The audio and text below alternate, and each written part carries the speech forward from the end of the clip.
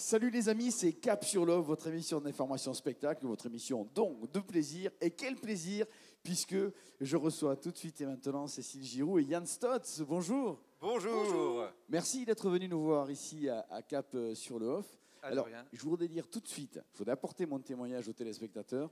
Je vous ai vu au Zénith de Toulouse faire tomber de la chaise 7000 personnes. Je vous ai découvert moi personnellement en live à ce moment-là et je le recommande au monde entier. C'est très gentil. Écoutez, on est un peu pris à dépourvu, on est venu en short. On est très estival pour ce festival d'Avignon. C'est les vacances au festival d'Avignon. Alors, le monde entier peut aussi vous découvrir au Palace tous les jours à 20h45 dans votre spectacle Classe. Exactement. Ah oui, pardon. Oui. Nous sommes Classe au Palace. Alors moi, je sais ce qu'on y trouve parce que vous êtes des vrais showmen, des showgirls tous les deux avec du chant, de l'imitation, de la folie, du live. Comment définir votre spectacle ?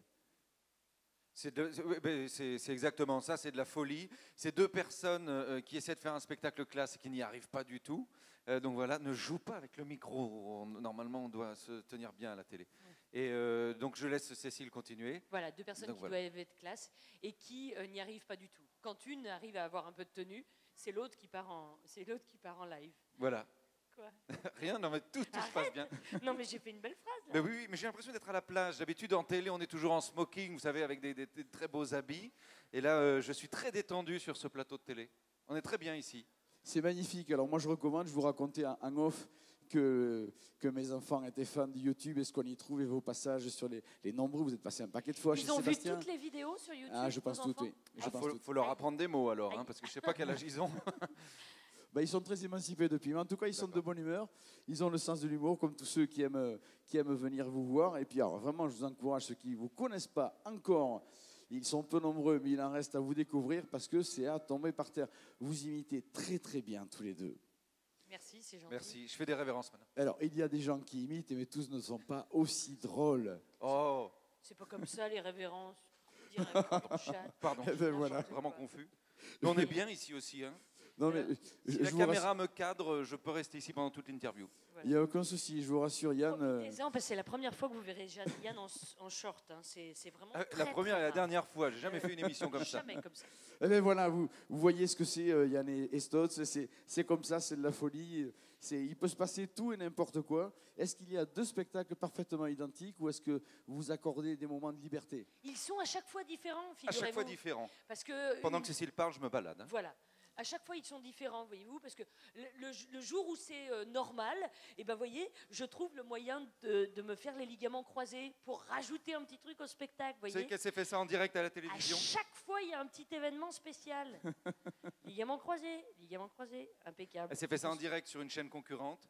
Voilà. Et je vous conseille de regarder le replay, c'est très drôle à voir. On la voit souffrir pendant tout un sketch, mais elle ne dit rien. Je ne suis pas un footballeur, moi, qui pleure par terre, vous comprenez ? C'est absolument. Ce qui ne l'empêche pas, croyez-moi, de faire le show au Palace à 20h45. Vous êtes jusqu'à la fin du festival, jusqu'au 30 juillet ? Oui. Bien sûr, monsieur. Oui. Alors, vous aurez peut-être la chance de pouvoir aller les voir. C'est 20h45. C'est Giroux et Stotz. Le spectacle s'appelle Classe. Croyez-moi, les amis, allez-y. 20h45 au Palace, c'est Classe. Classe. Ne cherchez pas à régler l'image de vos téléviseurs, tout va bien. Si vous voyez double, c'est pas non plus que vous avez abusé d'alcool, c'est que je reçois les jumeaux. Bonjour. Bonjour. Steven, Christopher, Steven. Tu as bien raison du premier coup. Ouais. Magnifique, ouais. Alors c'est un pur hasard. C'est un pur hasard, on est bien d'accord. T'avais une chance sur deux en fait. Hein. Oui, absolument, absolument.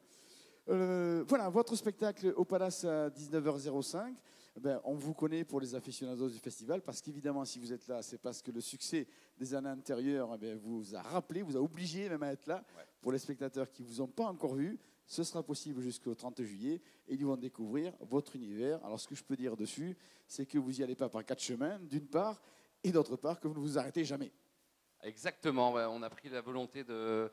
Nous, voilà, on est un duo sur scène, on est un duo de jumeaux, donc on en parle évidemment, mais on a pris la volonté du rythme. Ça dure 1h15, c'est un format pour Avignon. Et on passe par toutes les sortes d'humour, il y a beaucoup d'improvisation, il y a un peu d'interaction avec le public, on a un peu d'imitation, on a commencé à bosser Macron là, pour être dans l'air du temps. Donc oui, ça va vite, ça rebondit et voilà, c'est le nouveau spectacle aussi. Donc même ceux qui nous ont déjà vus peuvent revenir parce que c'est un nouveau spectacle. Parce qu'effectivement, à chaque fois qu'on vient à Avignon, on vient avec des spectacles différents et ça c'est bien. C'est du boulot, hein. C'est du boulot. Non, c'est pas vrai parce qu'on a 2 années consécutives, on a fait le même spectacle, mais on a quand même cette envie à chaque fois de présenter au moins, si c'est pas de nouveau spectacle, des nouveautés. Mais là, pour le coup, c'est vraiment un tout nouveau spectacle. Il a été créé en février 2017, donc il est vraiment tout nouveau. Alors, ce qu'on est sûr de retrouver, c'est le rythme, Oui. c'est le rire, c'est les imitations, c'est l'interactivité, parce que ça, l'impro, vous ne adore. pouvez pas vous en passer. Ah, non, On adore peut pas, ça. C'est un peu notre cahier de charge. Hein. Quand on écrit un nouveau spectacle, tout ce que tu viens de dire, on veut le faire. Donc on veut de l'interactivité, on veut du rythme, on veut de la folie, des personnages, des nouveaux personnages. Tout ça, ouais, ce sera toujours ce qui sera le socle commun des spectacles. Et après, on change, on va faire de la chanson, on fait de la chanson. Ouais, C'est la on première fois chante. qu'on chante. On a appris à jouer un instrument de Et musique. on joue un instrument de musique. Bon, Ouais. c'est du ukulélé, c'est Voilà. pas non plus, mais c'est déjà pas mal. C'est tu pas vois. mal. Mais c'est magnifique comme C'est bien instrument, déjà. évidemment. C'est beau. Ça fait un très beau son. Et Ouais. puis c'est gai comme vous. Alors ceux qui vous ont vu en province, c'est-à-dire sur un spectacle d'1h30, 1h40, il faut bien s'imaginer que déjà, vous avez eu le rythme fou de leur personnalité. Tout ça, c'est condensé sur le format Avignon qui est un petit peu plus court. Et sur ceux qui vous ont pas vu, qui vous ont vu même l'an dernier, pardon, eh ben, c'est à chaque fois, comme vous le disiez, différent, même si on retrouve. Alors justement, par rapport au premier Avignon, est-ce que vous avez changé sur votre humour, vos personnalités? Je pense, oui, je pense qu'on a mûri déjà, parce que le premier Avignon, il faut savoir qu'on avait 6 mois de carrière. En fait, on a fait de la télé très vite avec Ruquier, et c'est monté très vite, ça nous a un petit peu dépassé même, donc on arrive avec beaucoup de folie, beaucoup d'insouciance. Je pense qu'on a mûri dans le jeu, on nous dit beaucoup, les gens qui viennent tous les ans nous voir, disent qu'on mûrit dans le jeu, dans l'assurance qu'on a sur scène. Et après, je pense et j'espère que nos textes sont plus profonds aujourd'hui. Voilà, même si on garde cette folie, comme on a dit, le rythme, avec la metteur en scène, Marie-Pascale Austerite, on a bossé les textes. Donc, on va sur des sujets un peu plus délicats. On parle un peu du terrorisme dans le spectacle. Mais tu vois, l'angle qu'on a pris, c'est les Dupont et Dupont, les frères Dupont, qui infiltrent une mosquée salafiste. Donc, tu vois, c'est un truc complètement barré. Donc, ça part dans tous les sens. Après, on parle des végétariens, des véganes. On parle aussi du film qui va sortir, je sais pas si tu sais, Dunkerque, le film qui va sortir de Christopher Nolan la semaine prochaine. Là. Absolument. En juillet, on parle de ce film parce que nous, on est nordistes, on est ch'tis, et on imagine Christopher Nolan, le réalisateur, qui rencontre un ch'ti. Et le sketch s'appelle Rencontre du troisième ch'tip. Tu vois, c'est un truc, c'est une conversation complètement aberrante. Donc voilà, c'est tous ces univers. Donc je pense qu'on a évolué au moins dans le jeu, et j'espère dans le texte aussi. Puis dans le confort. Oui. Parce qu'on a commencé le Festival d'Avignon en 2012 au théâtre à l'arrache. Voilà, qui portait bien son nom parce que voilà, c'était mon vraiment Dieu. c'était un théâtre qui avait été créé à l'arrache à la dernière minute, voilà, avec tout ce qu'il y avait avec. Et après on a fait le Carnot qui est un très très bon théâtre, voilà. Et puis maintenant on a fait le Cinévox et le Palace. Donc tu vois, on a des conforts aussi de jeu qui sont vachement importants à Avignon quand tu joues tous les jours, quand tu as besoin de conditions techniques un petit peu différentes, des plateaux, tout ça. Donc on a vu aussi cette évolution là, on en parlait quand on a fait la régie lumière. On s'est dit putain, c'est vrai que la première année à l'arrache qu'on avait 2 spots de lumière. On était lié avec un interrupteur, tu sais, et puis maintenant on a des automatiques, c'est fou, quoi. Donc, non, mais ça c'est bien aussi, de voir aussi l'évolution aussi bien professionnelle que confort, voilà, technique. C'est vrai que le Palace aussi, on peut faire confiance à la qualité des programmes qui y sont. Ouais. C'est un des plus jolis théâtres d'Avignon face à l'Office du tourisme. Ça se joue à 19h05. Ça s'appelle Les Jumeaux. Alors si avec tout ça, vous n'avez pas envie d'y aller, moi j'y comprends plus rien. En tout cas, nous ici à Cap-sur-les-Off, on y court. 19h05, Les Jumeaux au Palace. Partageons ensemble le plaisir de recevoir Hélène Ardenne. Bonjour. Bonjour Stéphane, Merci d'être venu nous voir à Cap-sur-le-Off. merci à toi de nous recevoir. Merci également pour ce clin d'œil. Alors évidemment, je tiens à le préciser, c'est un aperçu, dirons-nous, parce que sur scène, voilà, il y a du décor, il y a des musiciens aussi, il y a Mathieu Meyer, Clément Garcin, Franck Chenal qui vous accompagnent sur scène. Donc c'est du live, c'est un vrai spectacle musical. Oui, tout à fait, c'est du show. Comme on a choisi Claude François, effectivement, on pouvait pas faire petit là. Il y a la batterie, il y a les musiciens, il y a les lumières, il y a les costumes. On a essayé de faire vraiment du show. Et puis à vous, Hélène, au chant et à la danse, vous êtes merveilleuse. Pour ceux qui vous connaissent, ils ne seront pas déçus parce que c'est un nouveau spectacle pour le Festival d'Avignon, Claudette Forever. Tout à fait, c'est une création. Et alors en même temps, il y a cette partie RSI où vous abordez Claude François du point de vue du regard de l'une de ses Claudettes. C'est peut-être pour le grand public l'occasion de le voir aussi, de cet aperçu-là. Ah oui, l'idée c'était ça, c'était de découvrir Claude François d'une autre manière. Donc je me suis glissée dans la peau d'une Claudette. Donc je raconte comment ils se sont rencontrés parce que, bon là par exemple, c'est en boîte de nuit parce que c'est vrai qu'il choisissait ses Claudettes. Il ne voulait pas des vraies danseuses, il aimait des filles qui bougeaient bien. Et donc il ne les sélectionnait pas toutes en boîte de nuit, mais moi en tous les cas, mon personnage, on se rencontre en boîte de nuit. Et je raconte le travail avec lui, les années. Voilà, je me suis inventé une vie de Claudette. Et on s'aperçoit qu'effectivement, de l'intérieur, si je peux dire, du point de vue du regard de l'équipe, il est quand même un peu différent de ce qu'on connaît de lui de l'autre côté du téléviseur ou en bas de la scène? Ben, je ne sais pas, qu'est-ce que vous connaissez de Claude François? On le décrit souvent comme un peu fou, en fait, comme un peu très exigeant, ça il l'était, mais Oui, il ça, c'est était une réputation. surtout très généreux, voilà, très généreux, perfectionniste, mais tous les gens, moi j'ai rencontré, pour écrire ce spectacle, j'ai rencontré des Claudettes, j'ai rencontré un de ses anciens secrétaires, quelqu'un qui a travaillé 10 ans avec lui, et toutes ces personnes m'en parlent avec énormément d'amour et de respect, et même 40 ans après sa disparition, c'est incroyable en fait. Et c'est ce qui m'a donné envie d'écrire sur lui. Parce qu'il n'était pas du tout si monstrueux que ça. Les gens l'adoraient. Les gens qui travaillaient avec lui l'adoraient. Et c'est très important. Bien sûr. Alors ça, c'est pour le regard du spectacle, l'idée de ce spectacle par rapport à une Claudette. Après, ça reste pour les gens, les nombreux, tout le monde, les gens qui aiment Claude François, à qui il manque depuis 40 ans, ben, ça fait extrêmement plaisir de se replonger sur ses rythmes, sur ce qu'on voit, puisque vous êtes bien Claudette, vous chantez, il y a la musique, etc. C'est bon, ça fait très plaisir de revivre un petit peu l'époque Claude François. C'est une excellente idée. Oui, je trouve que c'est vrai que ça fait plaisir, c'est très festif, mais ce qui m'intéressait, c'était le Claude François de scène, parce que bien sûr, je parle beaucoup de lui, de sa passion pour ce métier, que c'était sa vie qui donnait tout jusqu'à l'épuisement, hein, jusqu'à s'évanouir en scène. Et donc, on l'approche d'une façon quand même intime. Et c'est ça qui me plaît aussi. C'était de rentrer un peu dans sa vie, dans sa vie de tournée, de spectacle. Donc, et j'espère être juste dans la façon dont je fais revivre Claude François pendant cette 1h05, ça dure. En tous les cas, il y a énormément d'énergie, beaucoup d'émotions. Moi aussi, parce que maintenant, je suis devenue une Claudette, donc je suis très émue quand je parle de lui.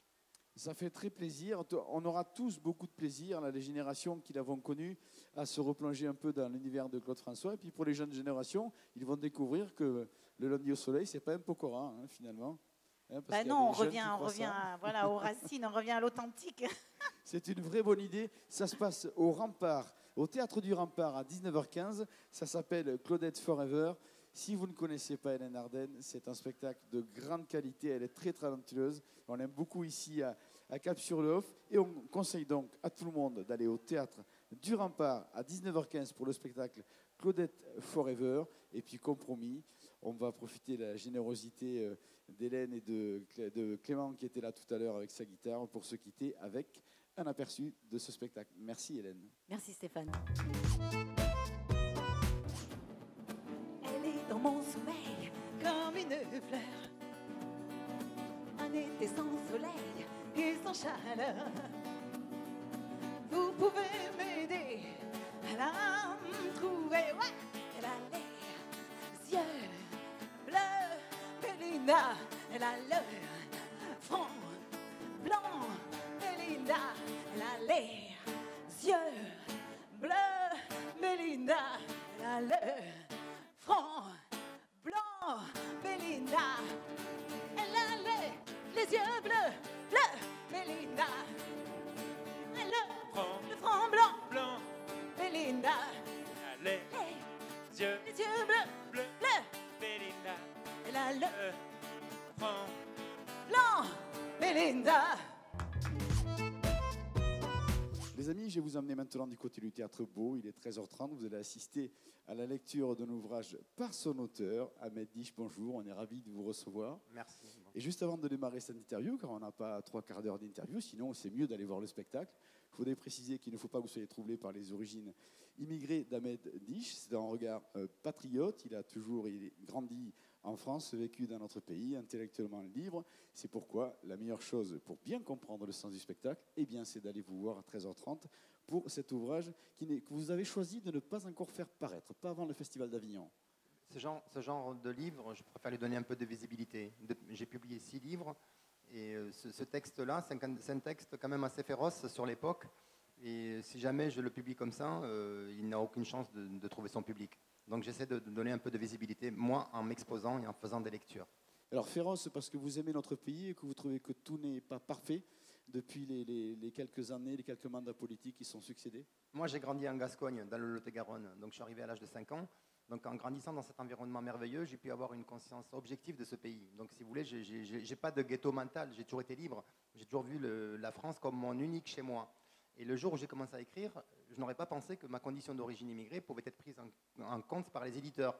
Donc mon premier roman, il y avait un personnage principal qui s'appelait Abdel, donc ça allait, mais lorsque j'écrivais un roman où il n'y avait pas d'arabe, on ne me le publiait pas. Donc j'ai compris qu'il y avait un souci. Donc je me suis toujours battu pour être un écrivain libre et choisir mes sujets de livres. À partir du moment où ça ne me faisait pas manger, au moins j'avais la liberté de faire ce que j'avais envie. Absolument. Et C'est pour ça que je me suis permis cette petite introduction, parce qu'aujourd'hui, c'est vraiment un regard qui n'est pas du tout influencé par votre condition d'immigré.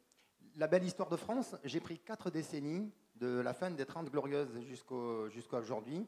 J'en ai exhumé le squelette, et ce squelette, je l'ai sous-tendu avec un récit personnel pour que ça soit agréable à lire.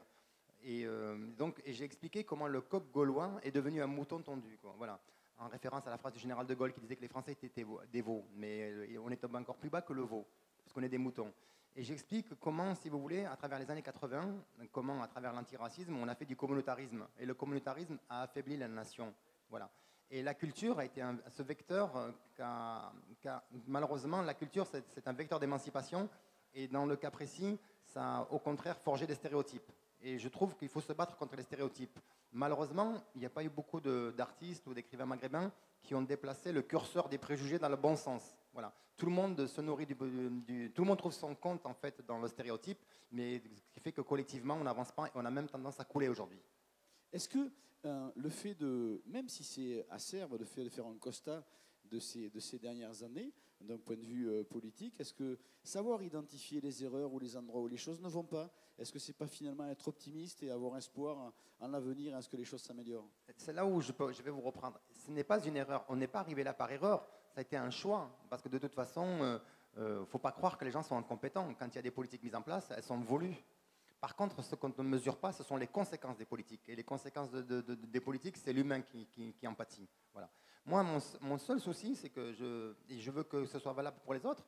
Ok, je suis d'origine immigrée, mais je suis avant tout français, citoyen. J'aime profondément mon pays.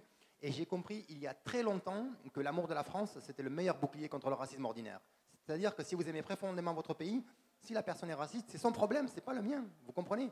Et c'est dans cette éducation-là qu'il aurait fallu faire aux gens, et pas les pousser à la victimisation.